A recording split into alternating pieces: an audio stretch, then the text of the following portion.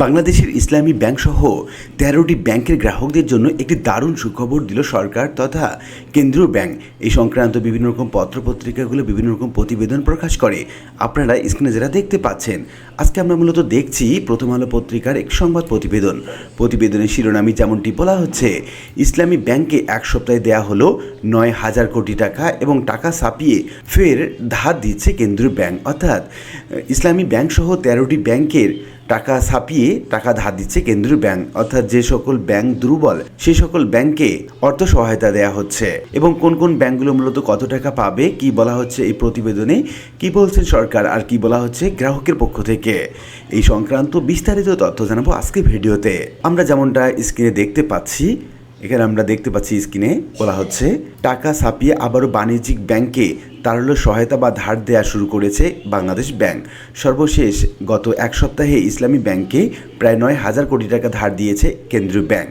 এই অর্থ নতুন টাকা ছাপানোর মাধ্যমে সরবরাহ করা হয়েছে। অর্থনীতিবিদরা বলছে এতে মূল্যস্ফীতি কিছুটা প্রভাব ফেলতে পারে। বাংলাদেশ ব্যাংক এবং সংশ্লিষ্ট সূত্রে জানা গেছে, ইসলামী ব্যাংকের চেয়ারম্যান খুরশিদ আলমের নিয়োগকে কেন্দ্র করে সৃষ্ট অস্থিরতার মধ্যে গ্রাহকদের ব্যাপক আমানত উত্তোলনের চাপ সামাল দিতে বিশেষ তারল্য সহায়তা দেওয়া হয়। এর আগে ব্যাংকটি কেন্দ্রীয় ব্যাংকের নগদ জমা সংরক্ষণ বজায় রাখতেও ব্যর্থ হয় এবং গ্রাহকদের চাহিদা মতো নগদ অর্থ পরিশোধ করতে সংকটে পরে বাংলাদেশ ব্যাংকের কাছে ১০,০০০ কোটি টাকা সহায়তা চাওয়া হলে ধাপে ধাপে ব্যাংকটিকে প্রায় ৯,০০০ কোটি টাকা দেওয়া হয়। অর্থনীতিবিদরা বলছেন, কেন্দ্রীয় ব্যাংক যখন নতুন টাকা সৃষ্টি করে কোনো ব্যাংকে ঋণ দেয় তখন তাত্ত্বিকভাবে অর্থের সরবরাহ বাড়ে। উৎপাদন এবং পণ্যের সরবরাহ একই হারে না বাড়লে মূল্যস্ফীতির উপর কিছুটা চাপ সৃষ্টি হতে পারে। তবে ব্যাংকটিকে সীমিত পরিসরে দেয়া তারল্য সহায়তার প্রভাব সামগ্রিক মূল্যস্ফীতিতে খুব বেশি দৃশ্যমান হওয়ার সম্ভাবনা কম। বাংলাদেশ ইনস্টিটিউট অব ব্যাংক ম্যানেজমেন্টের সাবেক মহাপরিচালক তৌফিক আহমেদ বলেন, ইসলামী ব্যাংকের তারল্য সংকট কাটিয়ে উঠাই এই সহায়তার মূল উদ্দেশ্য। দেশের ৬২টি ব্যাংকের মধ্যে একটি ব্যাংকে দেয়া এই ধরনের সহায়তার কারণে সামগ্রিক যে ব্যাংকিং ব্যবস্থায় বড় ধরনের প্রভাব পড়ে না। তিনি বলেন, তাত্ত্বিকভাবে অর্থের সরবরাহ বাড়লে চাহিদাও কিছুটা বাড়তে পারে, যা মূল্যস্ফীতির উপর চাপ সৃষ্টি করতে পারে। তবে একটি ব্যাংকে সীমিত পরিসরে দেওয়া তারল্য সহায়তার কারণে বাস্তবে এর প্রভাব সাধারণত খুব সামান্য থাকে। বাংলাদেশ ব্যাংকের সাবেক প্রধান অর্থনীতিবিদ মোস্তফাকে মজুরি, এটি কেন্দ্রীয় ব্যাংকের লেন্ডার অব লাস্ট রিসোর্ট বা শেষ আশ্রয়দাতা হিসাবে দায়িত্ব পালনেরই একটি অংশ। কোনো ব্যাংক হঠাৎ তারল্য সংকটে পড়লে কেন্দ্রীয় ব্যাংকের দায়িত্ব হলো সাময়িক সহায়তা দেয়া, যাতে ব্যাংকটি স্বাভাবিক কার্যক্রম চালিয়ে যেতে পারে। তিনি বলেন, এটি কোনো অনুদান নয়, বাংলাদেশ ব্যাংকের দেয়া ঋণ যা নির্ধারিত সময়ে পরিশোধ করতে হবে। ইসলামী ব্যাংক দেশের অন্যতম বৃহৎ ব্যাংক। দেশের মোট প্রবাসী আয়ের প্রায় ৩০% এই ব্যাংকের মাধ্যমে আসে। এমন একটি ব্যাংক কার্যক্রম চালাতে ব্যর্থ হলে পুরো ব্যাংকিং খাতে আস্থার সংকট তৈরি হতে পারে। তাই বৃহৎ আর্থিক স্থিতিশীলতার স্বার্থেই এই সহায়তা দেওয়া হয়েছে। মুস্তফা কে মুজেরি আরও বলেন, ব্যাংকটির পরিচালনায় শৃঙ্খলা ফিরিয়ে আনতে একজন নির্বাহী পরিচালক নিয়োগ দেওয়া হয়েছে এবং পরিচালনা পর্ষদে পুনর্গঠনের উদ্যোগও নেওয়া হচ্ছে। তার মতে, এই সহায়তার কারণে মূল্যস্ফীতিতে উল্লেখযোগ্য তেমন কোনো প্রভাব পড়ার আশঙ্কা নেই। বাংলাদেশ ব্যাংকের মুখপাত্র আরিফ হোসেন খান বলেন, কেন্দ্রীয় ব্যাংক যখন কোনো ব্যাংকে তারল্য সহায়তা দেয় তখন নতুন অর্থ বাজারে প্রবেশ করে। এই অর্থের বিপরীতে তাৎক্ষণিকভাবে সমপরিমাণ পণ্য বা সেবা না থাকলে তাত্ত্বিকভাবে মূল্যস্ফীতির উপর চাপ সৃষ্টি হতে পারে। ফলে এই ধরনের সহায়তায় মূল্যস্ফীতি কিছুটা উস্কে দেওয়ার ঝুঁকি থাকে। তবে তিনি বলেন, বর্তমান পরিস্থিতিতে ইসলামী ব্যাংকে সহায়তা দেওয়া ছাড়া কেন্দ্রীয় ব্যাংকের সামনে কার্যকর কোনো বিকল্প ছিল না।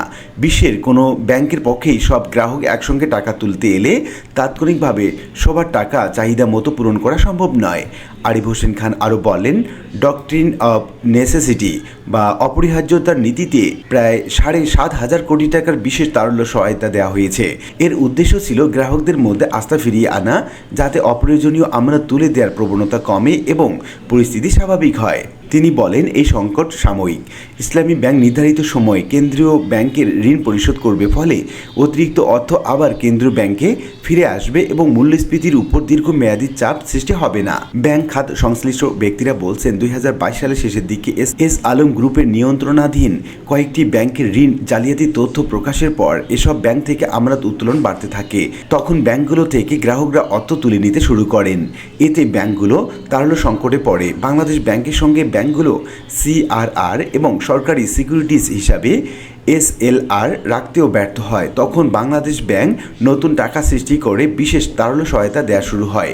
এরপর সংকট আরও গভীর হলে তখন ব্যাংকগুলো চলতি হিসাবে ঘাটতিতে পড়ে।